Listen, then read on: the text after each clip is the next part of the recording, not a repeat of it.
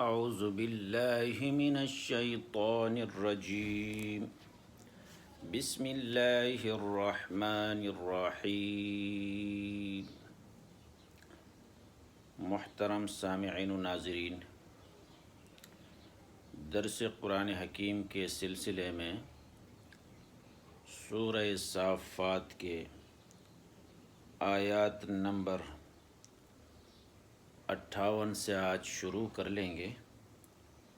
جتنا ہو سکے آپ لوگوں کو بتا دیں گے۔ آیات نمبر 58 پہ جانے سے پہلے ایک حقیقت آپ کے سامنے پیش کرنا چاہتا ہوں، جس کی طرف قرآن کے اس آیات نے اشارہ کیا تھا، انی کان لی قرین، کہ میرے لیے ایک دوست تھا یا ساتھی تھا۔ اب مفسرین نے دوست رکھنے، ہم نشین رکھنے کے سلسلے میں کچھ حقیقت بیان کیے ہیں، وہ آپ کے ساتھ میں شیئر کر لوں۔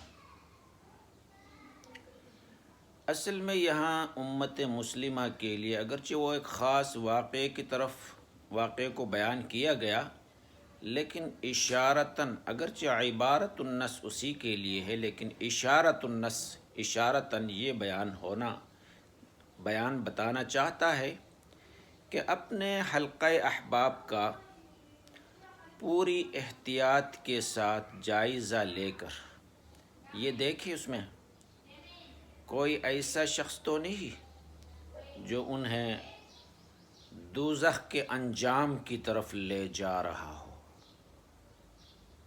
بری صحبت سے جو تباہی آ سکتی ہے، اس کا صحیح اندازہ آخرت میں ہی ہوگا۔ اس وقت اس تباہی سے بچنے کا کوئی راستہ نہ ہوگا آخرت میں پہنچنے کے بعد۔ اس لیے دنیا ہی میں دوستیاں اور تعلقات بہت دیکھ کر قائم رکھنی چاہیے۔ بسا اوقات کسی کافر یا نافرمان شخص سے تعلق قائم کرنے کے بعد انسان غیر محسوس طریقے پر اس کے افکار و نظریات اور طرز زندگی سے متاثر ہوتا چلا جاتا ہے، اور یہ چیز آخرت کے انجام کے لیے انتہائی خطرناک ثابت ہوتا ہے۔ شیخ سعدی صاحب نے کیا خوبصورت کہا ہے، صحبت صالح ترا صالح کند، صحبت طالح ترا طالح کند۔ نیک لوگوں کے ساتھ ہم نشینی تمہیں نیک بنا دے گا، برے لوگوں کے ساتھ ہم نشینی تمہیں برا بنا دے گا۔ اب خصوصاً میرا عرض یہ ہے کہ جو نئے جنریشن ہمارے ہیں، اولاد ہیں، اسکول میں پڑھتے ہیں، کالج میں پڑھتے ہیں، یونیورسٹیوں میں پڑھتے ہیں، یا اپنے گلی کوچے میں کسی کے ساتھ ان کا تعلقات دوستی ہے، والدین پر یہ لازم بنتا ہے کہ ان کو صحیح طریقے سے جانچ لے، دیکھ لے کہ میری اولاد کے تعلقات کن لوگوں کے ساتھ ہے، ان لوگوں کا پس و پیش طریقہ کار کیا ہے۔ بعد میں جب اولاد بے رہروی کا شکار ہو جائے، اس وقت ہاتھ ملنے کے سوا کچھ نہیں ملے گا، تو اپنی اولاد کے لیے اچھے سے اچھے دوستوں کے ساتھ ہم نشینی کی راہ ہموار کرنے کی کوشش کر لے کہ کہیں بے رہرو نہ ہو جائے۔ یہ بات تو اس جو انی کان لی قرین سے اشارتاً جو ہمیں ملتا تھا آپ کے سامنے پیش کیا۔ آگے آیات نمبر 58 کی تلاوت اور اس کا ترجمہ دیکھ لیجیے۔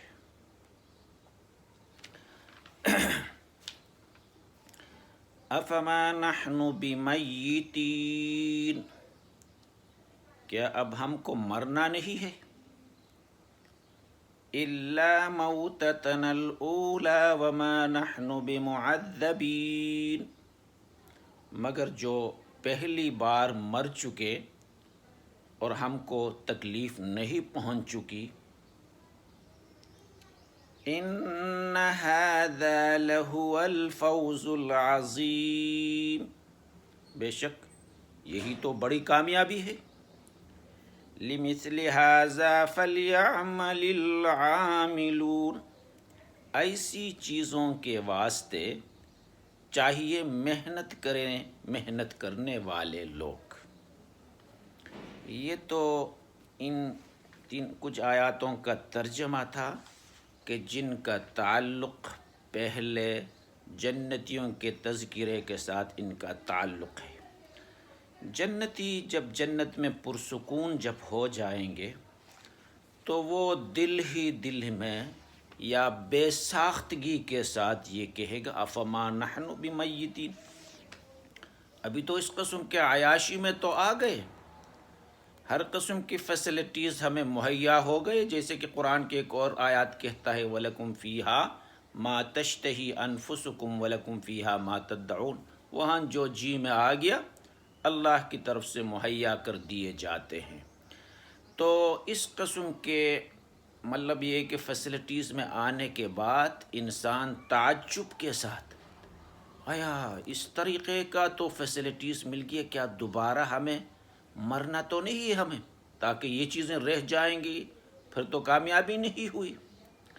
لیکن یقین تو ان کو ہوگا، یقین تو ان کو ہوگا کہ یہ جنت ہے، یہاں دوبارہ مرنا نہیں ہے، بلکہ وہ ایک موت جو دنیا میں ہم پر ہو گیا وہ تو ہو گیا، وہ گزر گیا، اب مرنا نہیں ہے. ویسا حدیث میں بھی آتا ہے کہ جنتی جب جنت میں جائیں گے، جہنمی جہنم میں جائیں گے، موت کو ایک مینڈے کے شکل میں لایا جائے گا اور سر عام ان کو ذبح کر دیا جائے گا اور اعلان ہوگا اب موت تو ذبح ہو گیا، ختم ہو گیا، اب کوئی موت نہیں. تو جنتی خوش ہو جائیں گے اس لیے کہ دائمی کی نعمتوں میں ہے. جہنمی اور افسردہ ہو جائیں گے، ارے جی اس مصیبت میں پڑے رہنا ہے.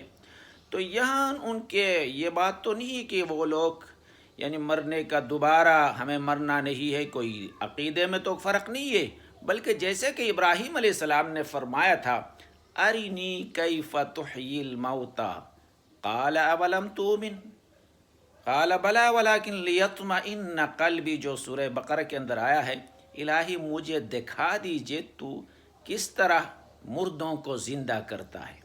اللہ نے جواباً فرمایا تھا کیا تمہیں اس بات پر ایمان نہیں ہے؟ ابراہیم علیہ السلام نے فرمایا کہ یہ قلب کے دل کے اطمینان کے لیے میں کہہ رہا ہوں، یقین تو 100% ہے.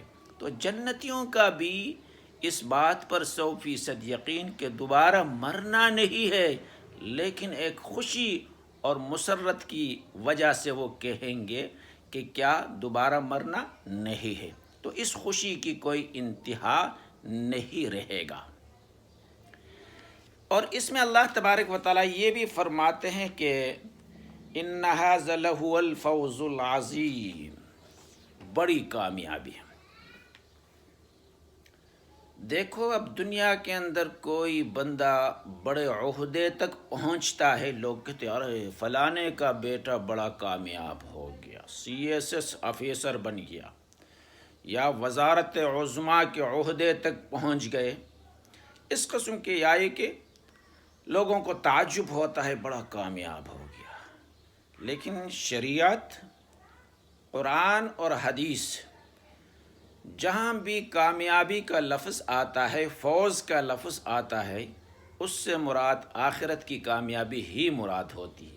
اس لیے کہ دنیا تو اسلام اور شریعت کی نظر میں اس کی کوئی وقعت نہیں ہے. جیسے کہ حدیث شریف میں آتا ہے کہ حدیث قدسی ہے کہ اللہ فرماتے اگر مجھے دنیا کی وقعت ایک مچھر کے پر کے برابر بھی اس کی کوئی وقعت ہوتی تو کسی کافر کو ایک گھونٹ پانی بھی پینے کو نہیں ملتا. لہٰذا کفار عیاشی کی زندگی دنیا میں گزارتے ہیں، تو اس کا مقصد یہ ہے کہ دنیا میں یعنی دنیا کی کوئی حیثیت شریعت کی نظر میں، اللہ کی نظر میں نہیں ہے. تو اللہ تبارک و تعالیٰ فرماتے ہیں فوز عظیم، تو یہ جنتی بھی کہیں گے ہمیں تو فوز عظیم حاصل ہوگی، بڑی کامیابی، اسی کو کامیابی کہا جاتا ہے کہ جس کامیابی کو ختم ہونا نہیں ہے، جس کامیابی کے فیسلٹیز کو شارٹ ہونا نہیں ہے، تو اس کو کامیابی کہا جاتا ہے۔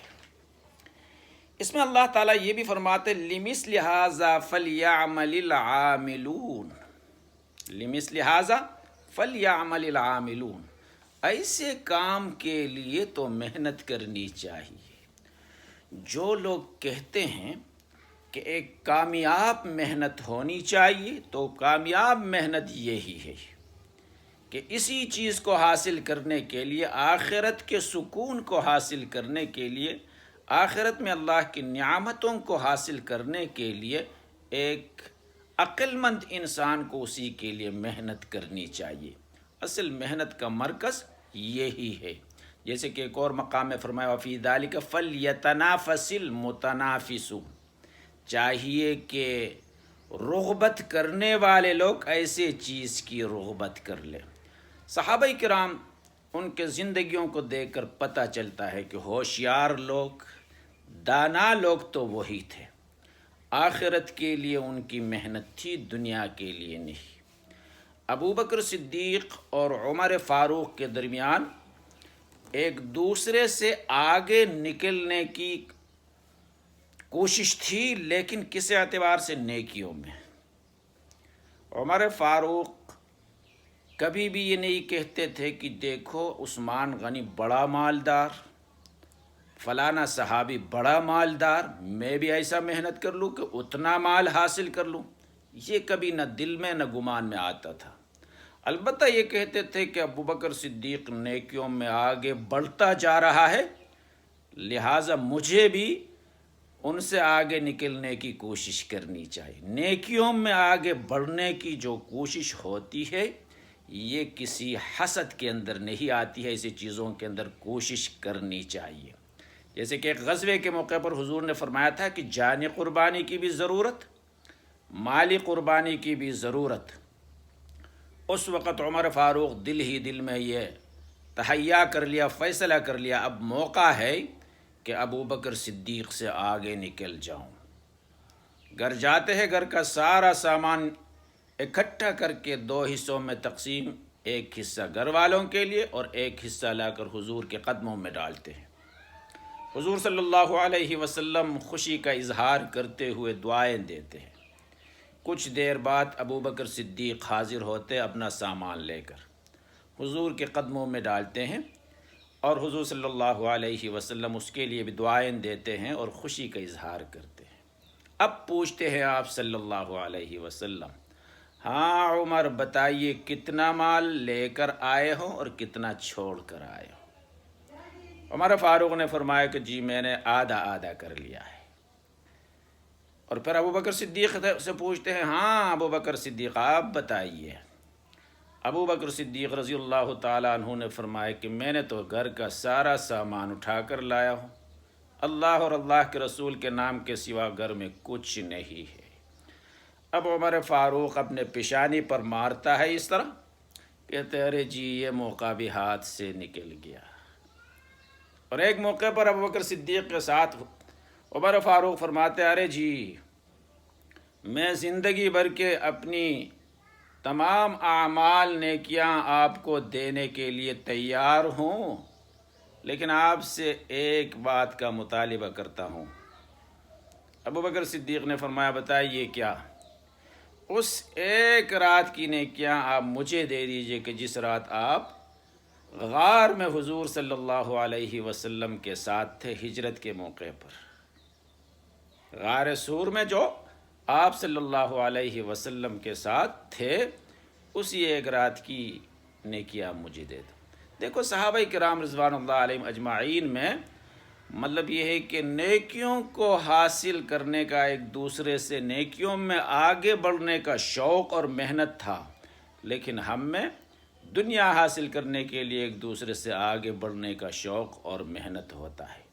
اللہ تبارک و تعالی ہمارے اندر بھی صحابہ کرام کا شوق پیدا کر لے۔ وما علینا الا البلاغ۔